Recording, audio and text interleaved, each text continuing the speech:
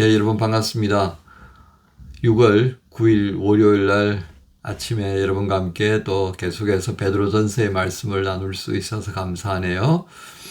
예, 지난 주일은 우리가 성령 강림 주일로 지키면서 우리 독일 교회와 함께 연합 예배를 드렸는데요.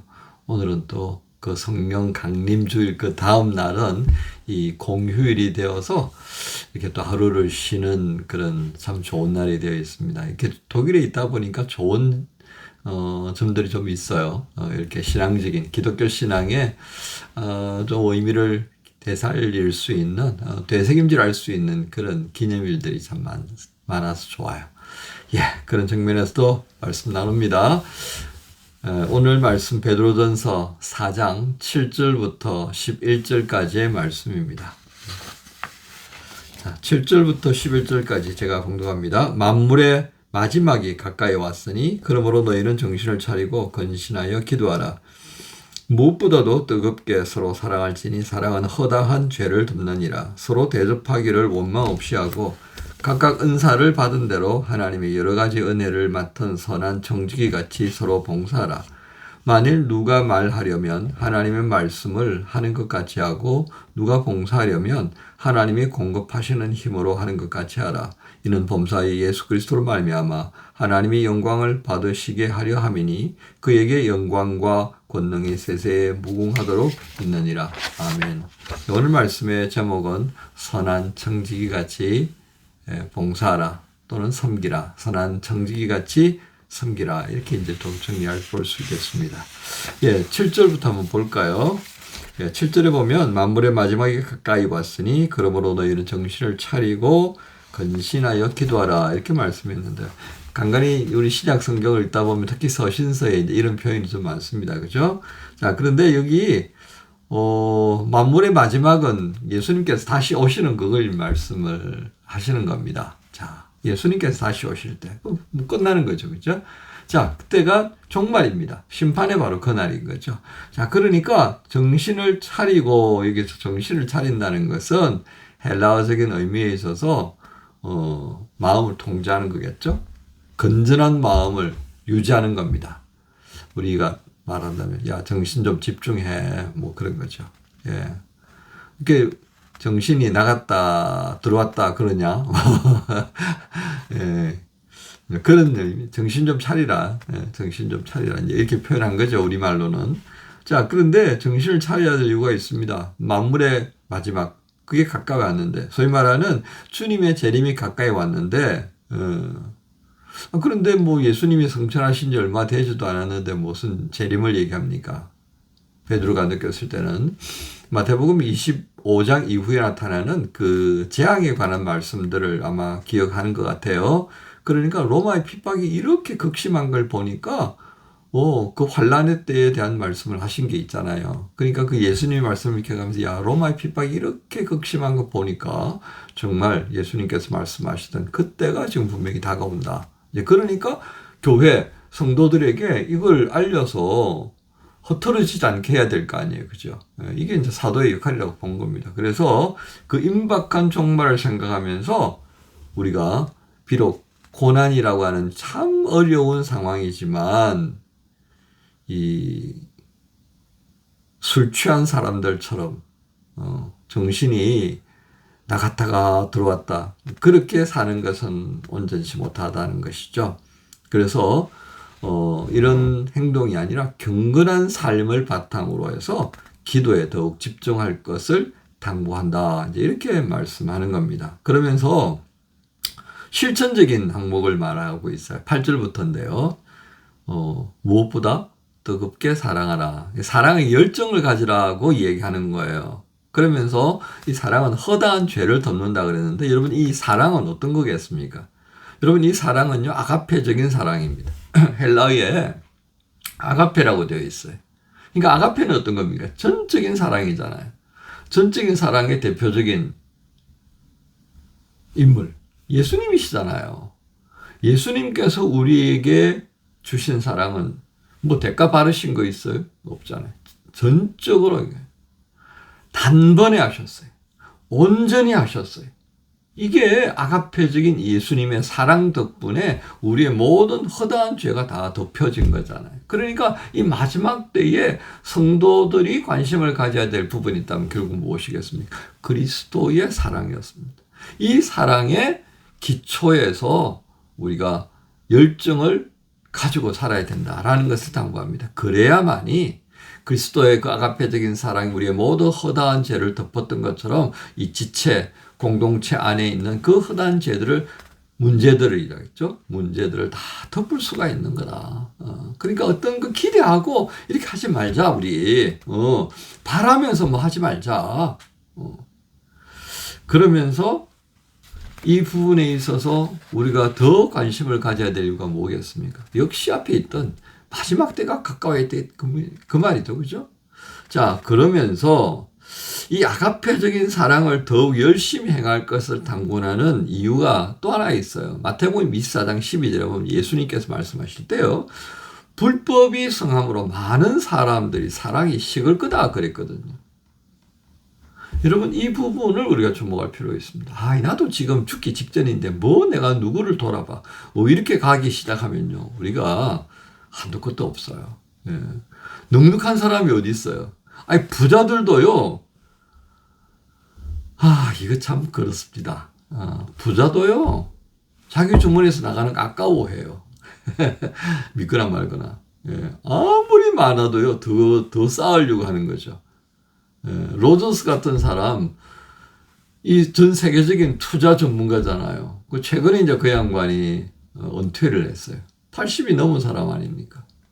근데 이 양반이 뭐가 부족해가지고요. 투자 자문 해주고 그러겠습니까? 자기가 펀드 운용하고 뭐 하려고 하겠습니까? 우리 속에는 그런 게 있는 거예요. 아무리 쌓아도요. 이게 모자라는 것처럼 적은 것처럼 보이는 거예요, 여러분. 그러니까 이 불법이 성한 마지막 때가 되어지가면 이렇게 정반 현상이 나타난다니까요. 뭐 미국의 뭐 여러 가지 한국을 제외하고 뭐 재난 상황 오면 막 싸제기하고 폭동 일어나고 곤란하다 그죠? 슬픈 거는 지난번 윤석열 씨 뭐 파면하고 뭐 구속하고 뭐 이럴 때 그냥 서부지방법원 막 박살났잖아요. 우리나라에 아마 최초의 폭동 사건 아닌가 싶어요. 정신 차리고 난. 참 기가 막힌 겁니다. 그러니까 우리가 진짜 정신 차려야 되는 거예요. 자, 그러면서 또 하나, 9절에 보면 대접하기를 원망 없이 하고. 이게 어떤 사람은 대접을 좀 잘해주고, 어떤 사람은 뭐 소홀히 하고, 그렇게 하지 말아요, 이거예요. 그래서 초대교회 때도 헬라파에 속해 있는 과부들이 데모했잖아요. 왜 우리는 하나 주고 왜 누구는 2개 주냐고. 그래서 사도들이 깜짝 놀래가지고 집사 7을 세우는 해프닝도 일어났지 않습니까? 사람은 늘 눈이 있잖아요. 똑같이 줘야지. 똑같이 줘도 내 거는 작아 보이고 남의 것은 커 보이는 거예요. 그래서 대접하는 것도 그렇습니다. 원망 없이 해라. 그 다음에 10절에 은사를 받은 대로 하나님 여러 가지 은혜를 받은 선한 청지기 같이 선한 청지기로. 그죠? 선한 청지기는 어때요? 내 것 가지고 합니까? 아니잖아요. 주인 거 가지고 하죠. 주인 거 가지고. 그러면 겸손해야죠. 주인처럼 그렇게 막 휘젓고 다니면 되겠어요? 우리가 어떤 직분을 맡을 때요. 이 겸손함이 상실되어지면 큰일 납니다. 윤석열 정권이 왜 이렇게 난리가 나버렸겠습니까? 겸손하지 못했거든요. 겸손하지 못하니까 모든 게 자기 것처럼 여겨지니까 검찰의 권력도 내 거, 군대의 힘도 내 거, 다 내 거에 내 거. 기획재정부의 예산도 내 거, 그렇게 막 쓰려고 그랬는데 야당이 그거 반대하니까 쿠데타 했다고 그러잖아요. 그 어디 어처구니 없는 말도 안 되는 어린애 같은 모습이다. 그죠, 여러분? 이제 새로 이재명 정부가 들어왔는데 한번 보십시다. 어떻게 하는지요. 우리가 분명한 것은요. 오늘 말씀을 통하여서 선한 청지기 같이 일해야 한다는 겁니다. 선한 청지기. 누가 우리에게 맡기셨어요? 하나님께서 이 세상을 우리에게 맡기셨어요. 그러면 어떻게 해야 되겠습니까? 11절의 말씀 한번 읽고 마치겠습니다. 11절의 말씀 봅니다. 만일 누가 말하려면 하나님의 말씀을 하는 것 같이 하고, 하나님의 말씀을 우리가 하는 거예요. 얼마나 조심스럽고 얼마나 세심하게 살펴야겠습니까? 누가 봉사하려면 하나님의 공급하시는 힘으로 하는 거예요. 내 것 가지고 하는 것처럼 하지 말아요. 내 것 가지고 하는 것처럼. 뭘 좀 맡겨놓으면 내 것처럼 아끼고 소중하게 여기고 의리하는 건 좋아요. 그런데 인색하단 말이에요. 내 것도 아닌데 잘 아껴서 하나님 기뻐하시는 일에 썰은 즐겁게 내어드려야죠. 그죠? 이게 우리 청지기적인 자세입니다. 여러분, 이 모든 것 통해서 마지막 목적지는 뭐예요? 하나님께 영광이 되는 겁니다. 여러분, 젊은 날이 열심히 공부하고 열심히 준비해서 어느 자리에 오르는 거, 젊은 사람이면 다 꿈꿀만한 삶의 과제입니다. 그런데 그것이 우리를요, 불필요하게 높이는 그런 과정으로 간다면 이건 슬픈 거예요. 더 올라갈수록 겸손해야 합니다. 더 올라갈수록 또 다른 사람들과 그 마음을 나눌 수 있어야 합니다. 이게 긍휼히 여기는 마음이죠. 다시 말씀드리면 낮아지는 마음, 긍휼히 여기는 마음, 품어 안아주는 마음이 있지 않으면요, 그 높이 올라간 그 자리가 우리를 망하게 할 것입니다. 오늘 말씀 결론입니다. 선한 청지기같이 섬기는 삶, 선한 청지기같이 봉사하는 삶, 이게 우리 그리스도인의 삶입니다. 오늘 이것을 우리 대책임질 하시면서요, 혹시라도 우리 스스로 생각할 때 내가 그렇지 못했다 그런다면 회개하면서 다시금 주님께서 우리에게 기대하시는 그 모습으로 이 세상을 살아가십시다. 여러분 모두를 주님 예수님의 이름으로 축복합니다. 주님 감사합니다.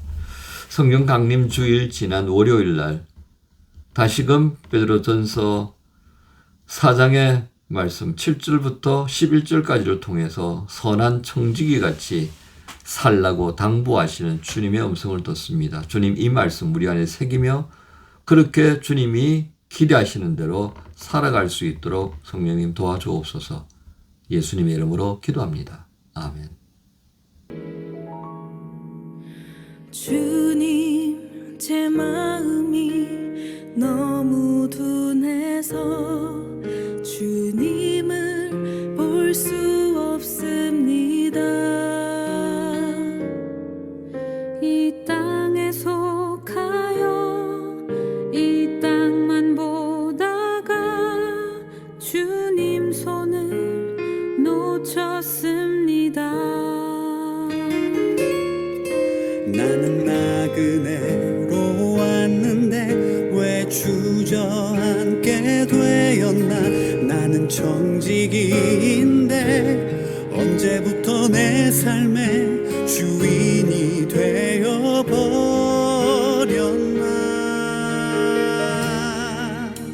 믿음이 없이는 기쁘시게 못하나니 고된 수고도 다 헛될 뿐이라. 믿음이 없어서 무너진 삶의 모든 자리에 다시 주님을